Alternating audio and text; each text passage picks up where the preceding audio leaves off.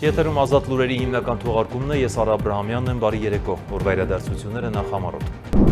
Գործադիրի հերթական նիստի ընթացքում նոր նշանակումներ եւ վերանշանակումներ է իրականացրել վարչապետ Նիկոլ Փաշինյանը։ Քննարկվել են եւ մեծ ուշադրության արժանացել հոկտեմբերին Հայաստանում անցկացվող COP17-ի համաժողովին։ Օգոստոսի 13-ին հայտնաբերվել է ՊՆ զորամասի զինծառայող Գրիգոր Էդգարի Զաքարյանի դին հրազենային վնասվածքով։ Զինծառայողի մահվան դեպքի առթիվ նախաձեռնվել է քրեական վարույթ, կատարվում են անհրաժեշտ քննչական եւ վարույթային գործողություններ։ Բարգավաճ Հայաստան կուսակցության ցուցակով падգամավորի տեխնացու հանդիսացած ազգային ժողովի նախկին падգամավոր Մարտուն Գրիգորյանը ձերբակալվել է ընտրական հանցագործության դեպքով նախաձեռնված քրեական վարույթի շրջանակներում։ Նա մեղքը չի ընդունում։ Թուրքմենստանի նախագահ Սերդար Բերդիմուհամեդովը անկեղծ շնորհավորանքներ եւ բարեմաղթանքներ է հղել Փաշինյանին Հայաստանի Հանրապետության վարչապետի պաշտոնում վերընտրվելու առիթով։ Ազգային ժողովի նախագահ Ռուբեն Ռուբինյանը օգոստոսի 13-ին ընդունել է Հայաստանի Հանրապետությունում Մեծ Բրիտանիայի եւ Հյուսիսային Իռլանդիայի Միացյալ Թագավորության արտակարգ եւ լիազոր դեսպան Ալեքսանդրա Քոուլին։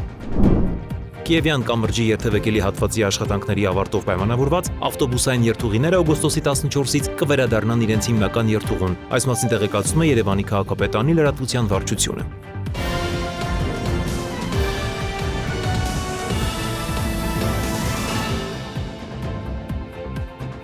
Այսօր գործադիրի հերթական նիստի ընթացքում նոր նշանակումներ եւ վերանշանակումներ է իրականացրել վարչապետ Նիկոլ Փաշինյանը։ Ի թիվս այլ հարցերի քննարկվել են եւ մեծ ուշադրության արժանացել հոկտեմբերին Հայաստանում անցկացվող COP17-ի համաժողովին։ Գործադիրում տեղի ունեցած մյուս մանրամասները ներկայացվող տեսանյութում։ Տեղի ունեցավ կառավարության հերթական նիստը վարչապետ Նիկոլ Փաշինյանի գլխավորությամբ։ Գործադիրի օրակարգի հաստատումից հետո քննարկվեցին չզեկուցվող հարցերը, ապա զեկուցվող հարցերի շարքը սկսեց շրջակա միջավայրի նախարար Համբարձում Մաթևոսյանը։ 2026 թվականի հոկտեմբերին Հայաստանը կհյուրընկալի համաշխարհային բնապահպանական օրակարգի կարևորագույն իրադարձություններից մեկը՝ ՄԱԿ-ի կենսաբազմազանության մասին կոնվենցիայի կողմերի 17-րդ համաժողովը COP17-ը։ Այդ մասին կառավարության նիստի ժամանակ ասաց շրջակա միջավայրի նախարարը։ Համաժողովին կմասնակցեն կոնվենցիայի անդամ 196 երկրների ներկայացուցիչներ եւ տասնյակ հազարավոր մասնակիցներ ամբողջ աշխարհից։ COP17-ին կնախորդի նաև առաջնորդների գագաթնաժողովը, պետությունների, կառավարությունների եւ միջազգային կառույցների ղեկավարների բարձր մակարդակի մասնակցությամբ, որի շրջանակում նախատեսում է ընդունել երկրի վերակյանքի պահպանման համար խորագրով Երևանի հռչակագիրը։ Վարչապետ Նիկոլ Փաշինյանը հետաքրքրվեց նախարարից, թե նախապատրաստական աշխատանքները ինչ փուլում են, ապա տեղեկացրեց, որ իր առաջարկով Երևանի հաղթանակ կամուրջն Արշակունյաց փողոցային կապող նոր ճանապարհը անվանակոչվելու է COP17-ի փողոց։ Ես առաջարկել եմ, որ Երևանի քաղաքապետարանի մեր գործընկերները այդ փողոց անվանեն COP17-ի փողոց, որպես նաև այդ համաշխարհային միջոցառման նշանավորում։ Վարչապետը խոսեց նաև COP17-ի կարևորության մասին, ընդգծելով Հայաստանի միջազգային հեղինակության ամրապնդումը այդ շատ կարևոր հարթակի միջոցով։ COP17-ը պատշաճ մակարդակով անցկացնելը իհարկե շատ կարևոր է մեզ համար, նաև շատ կարևոր է լավ հնարավորություն է, որպեսզի մենք կարողանանք Հայաստանի միջազգային տեսանելիությունը եւ ճանաչելիությունը ավելի բարձրացնել եւ իհարկե մենք ունենք նաև մեդիա ռազմավարություն, ինֆորմացիոն արշավներ։ Հիմա Հայաստանի Հանրապետությունում շատ տեղերում արդեն տեսանելի է COP17-ի վահանակները եւ ըստ էության մենք արդեն մտնում ենք միջոցառման եզրափակիչ փուլ եւ բոլոր գործընկերներին խնդրում եմ, որպեսզի կազմակերպչական աջակցություն ցուցաբերեն, նաեւ որոշակի հանրային նախաձեռնություններ։ Հաջորդ հարցի զեկուցումը վերապահվեց էկոնոմիկայի նախարարի տեղակալի ժամանակավոր պաշտոնակատար Արման Խոջոյանին։ Վերջինս ներկայացրեց արտահանման աջակցության ֆինանսավորման ծրագրերի զեկույցը։ Նախագծով նախատեսվում է 2026 թվականի հուլիս ամսին արտահանում իրականացված տնտեսավարողներին տրամադրվող փոխհատուցման ենթակա պարտավորությունների կատարման նպատակով էկոնոմիկայի նախարարությանը հատկացնել ընդհանուր 5 միլիարդ 365 միլիոն 640 հազար դրամ բյուջե։ Նշեմ, որ 2026 թվականի հուլիս ամսին համաձայն գործընկեր պետական կառույցների ստացված օպերատիվ տեղեկատվությամբ արտահանվել է 2325 տոննա պղպեղ, 1579 տոննա լոլիկ, շուրջ 3.6 միլիոն հատ ծաղիկ, ծիրանի արտահանումը կազմել է 7010 տոննա, կերասը 1715 տոննա, 430 տոննա սալոր է արտահանվել, 1645 տոննա դեղց եւ նեկտարին եւ այդպես շարունակ, քանի որ ցանկը շատ է, բոլորը չթվեմ, բայց արտահանման շուկաների դիվերսիֆիկացման նպատակով իրականացնող միջոցառումների եւ տնտեսվարողների կողմից ձեռնարկած քայլերի արդյունքում ակնհայտ առաջընթաց է արձանագրվել արտահանման շուկաների դիվերսիֆիկացման գործընթացում։ Գործադիրում զեկուցող բոլոր հարցերը քննարկվեցին եւ ընդունվեցին միաձայն։ Ի թիվս այլ հարցերի վարչապետ Նիկոլ Փաշինյանը տեղեկացրեց, որ իրենց պաշտոններին վերանշանակվել են բոլոր մարզպետները, իսկ Կոտայքի մարզպետի հաստիքը դեռ թափուր է։ Իրենց պաշտոններին վերանշանակվեցին նաեւ ՊԵԿ քաղաքաշինության կոմիտեի նախագահները, իսկ անվտանգության խորհրդի քարտուղար Արմեն Գրիգորյանը լքեց իր պաշտոնը։ Նրան կփոխարինի ազգային ժողովի նախկին նախագահ Ալեն Սիմոնյանը։ Բաքվից եւ Կրեմլից վերջին օրերին հնչող տարաբնույթ հայտարարություններին այսօր լրագրողների հետ հերթական ճեպազրույցում անդրադարձել է վարչապետ Փաշինյանը։ Նա որոշ հարցերում վերահաստատել է Երևանի դիրքորոշումները, նաեւ խոսել մի քանի ուղղություններով առկա խնդիրների ու դրանց լուծման հեռանկարների մասին։ Մանրամասները տեսանյութում։ Ադրբեջանը պատրաստ է Հայաստանին էլեկտրաէներգիայի լրացուցիչ աղբյուր տրամադրել, հատկապես հայկական ատոմակայանի փակման դեպքում։ Օգոստոսի 11-ին Նախիջևանում հայտարարել է Իլհամ Ալիևն ու շարունակել, թե Մեծամորի ատոմակայանը հնացած է ու կարող է էներգետիկ խնդիրներ առաջացնել։ Մինչև բոլորովին վերջերս մենք խոսում ենք, որ Հայաստանը ունի էլեկտրաէներգիայի ավելցուկ։ Հիմա մենք պիտի խոսենք նրա մասին, որ Հայաստանը կարող է ունենալ էլեկտրաէներգիայի պահանջարկ, ինչու, որովհետև ինչպես տեսնում եք, մեծ տեմպերով զարգանում են արհեստական բանականության գործարանները, իսկ արհեստական բանականության գործարանները մեր պատկերացումներից անդին ծավալներով էլեկտրական էներգիա են սպառում, իհարկե սպայդրությամբ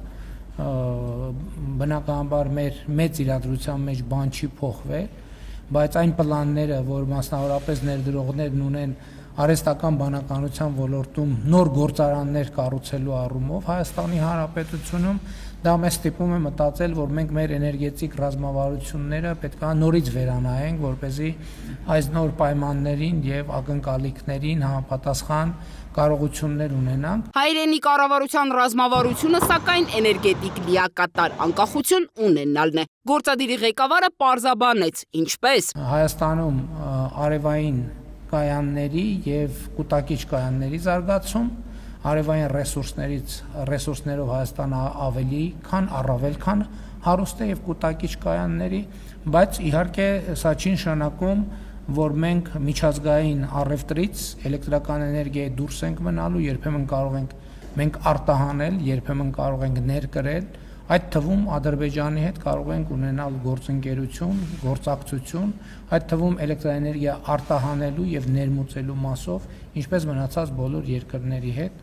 Թուրքիայի հետ, Իրանի Իսլամական Հանրապետության հետ, Վրաստանի հետ եւ այդպես շարունակ։ Ալիևը հայկական ատոմակայանի թեմայի շրջանակում նաև հայտարարել է, թե ադրբեջանցի մասնագետները Հայաստանի տարածքում արդեն վերլուծություն են արել ու նույնիսկ որոշել այն վայրերը, որտեղ կարող են տեղադրվել էլեկտրահաղորդման գծերի հենասյուները։ Նիկոլ Փաշինյանի խոսքով ադրբեջանցի մասնագետների Հայաստան այցը չպետք է սենսացիա համարել։ 2025 թվականի սեպտեմբերի 5-ին այդ մասին եղել է մամուլի հաղորդագրություն, որ տեղի ունեցել Հայաստանի եւ Ադրբեջանի պատվիրակությունների հանդիպումը եւ աշխատանքային procesներ են տեղի ունեցել Հայաստանի եւ Ադրբեջանի տարածքում եւ եւս մեկ այցել է եղել, որի մասին էլ եղել է հաղորդագրություն 2026 թվականի հունվարի 15-ին, այս անգամ արդեն երկաթուղու հարցով բոլոր քննարկումները եղել են այդ հանդիպումների շրջանակում, բնականաբար մենք նախկինում էլ ասել ենք, որ էլեկտրահաղորդման գծեր, խողովակաշարեր, մալուխներ, երկաթգիծ, այդ թեմաներով աշխատում ենք եւ տեղի ունենում երկկողմ աշխատանք։ Բաքվին զուգահեռ նկատենք Հայաստանին առնչվող կոշտ հայտարարություններ են հնչում նաև Մոսկվայից։ Այս անգամ էլ Ռուսաստանի փոխարտգործնախարար Միխայիլ Գալուզինն է ասում, թե Հայաստանը մինչև դեկտեմբեր պետք է հանրաքվե անցկացնի։ Հակառակ դեպքում ԵԱՏՄ մյուս առաջնորդները կորոշեն կառույցում Հայաստանի հետագա ճակատագիրը։ Ընդ որում ըստ ռուսաստանցի դիվանագետի հանրաքվեն չպետք է ունենա абստրակտ ձևակերպում, այլ հստակ եւ գործնական օրինակ։ Պատրաստ է արդյոք հրաժարվել ԵԱՏՄ անդամակցությունից հանուն Եվրամիությանն անդամակցելու ոչ այնքան ակնհայտ հեռանկարի։ Կրեմլում կարծում են, թե այս կոնկրետ հարցը ամենաազնիվը կլինի եւ Հայաստանի քաղաքացիների եւ ԵԱՏՄ մյուս պետությունների հանդեպ։ Մինչդեռ պաշտոնական Երևանի դիրքորոշումը այս հարցում չի փոխվել։ Վարչապետը կրկնեց նախկինում արված իր հայտարարությունները։ Ակնկալիք կա ունենալ էքսկլյուզիվ հարաբերություններ, որը մենք արդեն ասել ենք, որի հետ մենք համաձայն չենք։ Մնացածը արդեն ապրանքների ներմուծման եւ արտահանման հետ կապված խնդիրն է, որին պատրաստվելը մենք չենք կապում այս իրավիճակի հետ։ Մենք այսպես թե այնպես պետք է մեր հարաբերությունները դիվերսիֆիկացնենք։ Հայկական երկաթուղու հետագա շահագործման համատեքստում հայ-ռուսական հարաբերություններում արկա լարվածությունը շարունակում է խորանալ։ Այս մասով եւս ռուսական կողմը չի զսպում ախորժակը։ Չնայած Փաշինյանի պնդմանը, որ այս հարցում Երևանը հատու միջոցների դիմել չի պատրաստվում։ Մենք այդտեղ ուզում ենք բարեկամական լուծում, այսինքն մենք չենք ուզում գնալ ինչ որ սուր լուծումների, որոնք կարող են լինել բարեկամական լուծումը, որ մենք փոխադարձաբար հասկանանք եւ ընկալենք իրար շահերը եւ գնանք որոշակի կոմպրոմիսների։ Ես նախկինում խոսել եմ այն մասին, որ օրինակ այդ կոմպրոմիսներից մեկը կարող է լինել ռուսական երկաթուղիների կողմից կամ Ռուսաստանի կողմից կոնցեսիոն իրավունքի վաճառքը, բայց այդ վաճառքը կարող է լինել ամբողջական, կարող է լինել մասամբ, այսինքն ինչ որ որոշակի բաժնետիրական որոշակի կոնֆիգուրացիաներ կարող են լինել։ Ըստ այսում ստացվում է, թեպետ Երևանը կարող է, բայց չի ցանկանում միակողմանիորեն չեղարկել կոնցենսիոն պայմանագիրը։ Այս որոշումը հետագայում հնարավոր է փոխվի, թե ոչ, դեռևս հստակ չէ։ Ստեղծված իրավիճակում խնդիրը Փաշինյանի գնահատմամբ լոկ այն է, որ որևէ պարագայում չխոչընդոտվի միջազգային տրանսպորտային ցանցին Հայաստանի ինտեգրվելու պատմական հնարավորությունը։ Ձիանա Դավթյան, Free News, Ազատ լուրեր։ Վարչապետ Նիկոլ Փաշինյանի հրամանագրով անվտանգության խորհրդի քարտուղարի պաշտոնում է նշանակվել Ազգային ժողովի նախկին նախագահ Ալեն Սիմոնյանը։ Ազգային ժողովում լրագրողների հետ զրույցում այս թեմային է անդրադարձել նաև ԿՊ խմբակցության պատգամավոր Արմեն Խաչատրյանը եւ նշել, որ Արմեն Գրիգորյանին ԱԽ քարտուղարի պաշտոնից հեռացնելու եւ այլ պաշտոնի տեղափոխելու հարցը քաղաքացիական պայմանագիր կուսակցության վարչությունում չի քննարկվել։ Պարոն Գրիգորյանին այլ պաշտոնի տեղափոխելու հարցը քաղաքացիական պայմանագիր կուսակցության վարչությունում չի քննարկվել։ Մենք այդ հարցը չենք քննարկել, ընդհանրապես չենք քննարկել անվտանգության խորհրդի քարտուղարի պաշտոնի ազատման, այլ պաշտոնի տեղափոխման, այլ պաշտոնում այլ անձի նշանակման։ Այսինքն սա ձեր համար անակնկալ էր։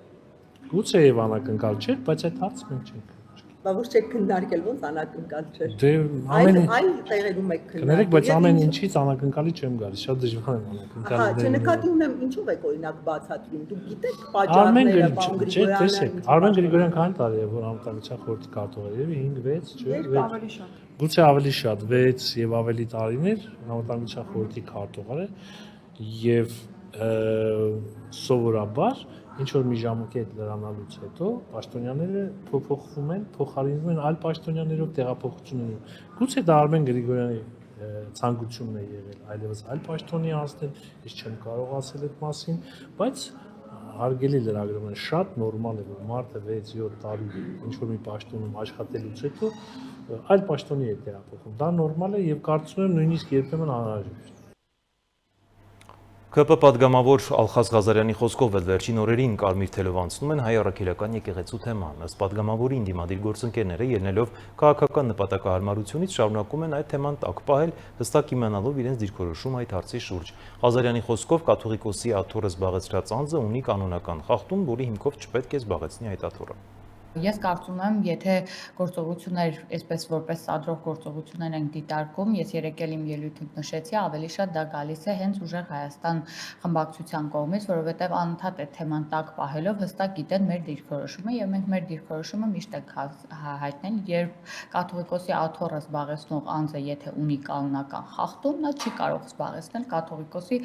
աթոռը եւ եթե արդեն մարդը ունի խախտումներ եւ դրա մասին հերքումներ չկա, բնականաբար երբ որ չի կարող զբաղեցնել կաթողիկոսի աթոռը, շատ հանգիստ մենք կարող ենք նրան դիմել իր անունազգանունով, այն է Կտրիչ Ներսիսյանով։ Եվ դրանից փորձել ինչ-որ շոուներ կազմակերպել, կարծում եմ հենց առաջինը իրենք են սկսել, եւ այո, մենք երբեք չենք խուսափել եւ չենք խուսափել, մինչեւ այդ հարցի պատասխանը չստանանք, մենք չենք կարող հստակ մեր դիրքորոշումը փոխել, ինքս մեր դիրքորոշումը միշտ պարզ է եղել, մեր նախընտրական ծրագրում էլ է եղել, եւ մենք դրանից չենք հրաժարվել ոչ մի ակնթար։ Սա նիստերը խանգարելու միտում չունի, ընդհակառակը, եթե հիշում եք նիստերը սկսելուց հենց սկզբից մենք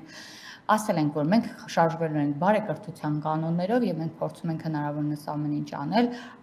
իհարգանք նաեւ ազգային ժողովին որպես ինստիտուտ բարեկրթության սահմաններից դուրս չգալ։ Օգոստոսի 13-ին հայտնաբերվել է Պաշտպանության նախարարության Էնզորամասի զինծառայող Գրիգոր Էդգարի Զաքարյանի դին հրազենային վնասվածքով դեպքի հանգամանքներն ամբողջովին բարձելու նպատակով ընթանում է քննություն։ Պաշտպանության նախարարությունը վշտակցում եւ զորակցություն է հայտնում զինծառայողի ընտանիքի անդամներին, հարազատներին եւ ծառայեկիցներին։ Զինծառայողի մահվան դեպքի արդիվ նախաձեռնվել է քրեական վարույթ, կատարվում են անհրաժեշտ քննչական եւ վարույթային գործողություններ, այս մասին հայտնել են քննչական կոմիտեից։ Առաջիկայում կլինեն կադրային լուծումներ, պատասխանատուների նկատմամբ նշել է Փաշինյանը, անդրադառնալով զինծառայողի մահվան դեպքին։ Ես որոշում արդեն կայացրել եմ, ռազմական ոստիկանությունում կլինի փոփոխություն, բարոյահոգեբանական ապահովման վարչությունում կունենանք փոփոխություն։ Մանրամասն կվելուց ենք, թե ինչու այդ ուղղությամբ գործադրված ջանքերը մեզ համար ցանկալի արդյունքներ չեն տալիս։ Հետևություններ կարվեն եւ այո, պետք է լինի անհատական պատասխանատվություն։ Իմ գնահատականը այն չէ, որ գլխավոր շտաբի պետն ու պաշտպանության նախարարը բավարար ջանքեր չեն գործադրում այս խնդրի կարգավորման համար, ասել է նա։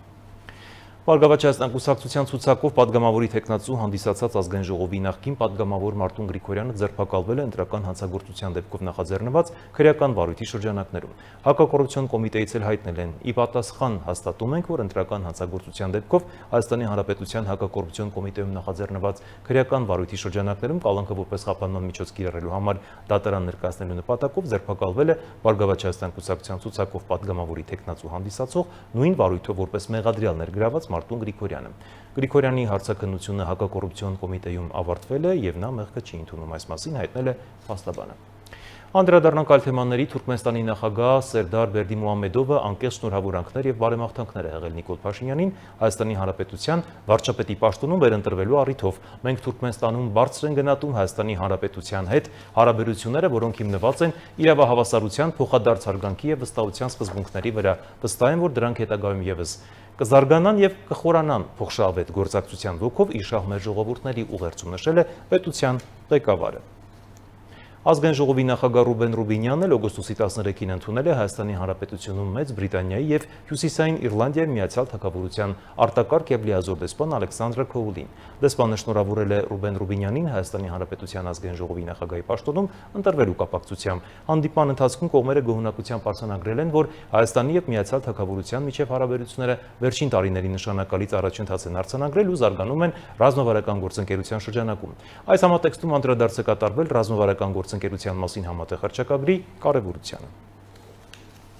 Էկոնոմիկայի նախարար Գևորգ Պապոյանն էլ օգոստոսի 13-ին Ղազախստանի Հանրապետության Ալմատի քաղաքում անցկացվող Եվրասիական տնտեսական միության ագրոարդյունաբերական քաղաքականության խորհրդի 7-րդ նիստի շրջանակում հանդիպել է Իրանի Իսլամական Հանրապետության գյուղատնտեսական ջիհադի նախարարի տեղակալ Ֆաթիի հետ։ Պապոյանը նշել է, որ Հայաստանի եւ Իրանի միջև գյուղատնտեսական ոլորտում առկա է գործակցության մեծ ներուժ, հատկապես բուսաբուծության, անասնաբուծության, գյուղատնտեսության արտադրանքի վերամշակման, ջերմոցային տնտեսությունների, սառնարանային եւ պահեստային ենթակառուցվածքների զարգացման ոլորտներում։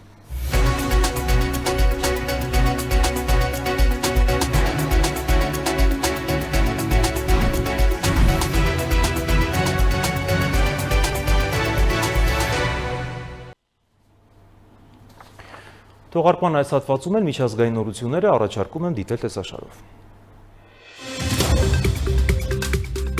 2026 թվականի օգոստոսի 12-ին տեղի ունեցավ տարվա ամենասպասված աստղագիտական իրադարձություններից մեկը՝ լրի վարևի խավարում։ Լուսնի ստվերը անցավ Արկտիկայից դեպի Եվրոպա, Ռուսաստանի հյուսիսային շրջաններից Գրենլանդիայի եւ Իսլանդիայի արևմտյան հատվածով հասնելով Իսպանիա։ Սա Եվրոպայում 25 տարուց ավելի ժամանակ անց առաջին լրի արևի խավարումն էր։ Իսպանիայում հազարավոր մարդիկ հավաքվել էին դիտելու հազվագյուտ երևույթը, թե որոշ վայրերում դիտարկմանը խանգարել են ամպերը։